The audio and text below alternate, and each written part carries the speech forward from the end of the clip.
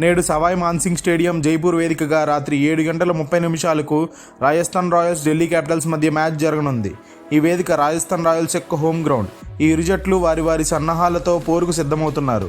మొదటి match విజయోత్సాహంతో Rajasthan home ground అడ్వాంటేజ్తో ఆసక్తిగా సంసిద్ధమవుతుండగా తమ స్టార్ ప్లేయర్ మరియు కెప్టెన్ రిషబ్ పంత్ రాకతో ఢిల్లీ క్యాపిటల్స్ జట్టు పటిష్టంగా ప్రణాళికలను సిద్ధం చేసుకుని తమ మొదటి మ్యాచ్ ఓటమిని మాపుకొని మంచి శుభారంభాన్ని ఇవ్వాలని ఆకాంక్షిస్తున్నారు.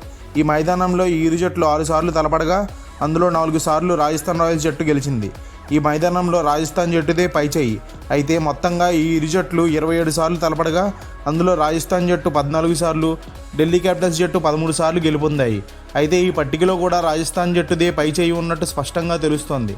ఇక ఢిల్లీ జట్టు ఈ మ్యాచ్లో గెలిస్తే ఈ పట్టికలో రాజస్థాన్ను సమం చేసి చెరొక 14 విజయాలతో ఈ ఇరు జట్లు సమంగా ఉంటాయి.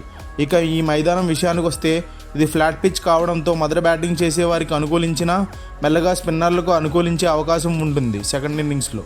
అయితే స్టాట్స్ మాత్రం సెకండ్ బ్యాటింగ్ చేసిన జట్టుకే ఎక్కువ విజయాలు దక్కాయని చెప్తున్నాయి. ఈ వేదికలో ఇప్పటివరకు 53 IPL మ్యాచ్లు జరగగా అందులో మొదట బ్యాటింగ్ చేసిన జట్టు 19 సార్లు గెలవగా 34 సార్లు చేసిన జట్టే విజయం సాధించింది. ఇక ఈ మ్యాచ్లో ఎవరు గెలుస్తారో అని మనం వేచి చూడాల్సిందే.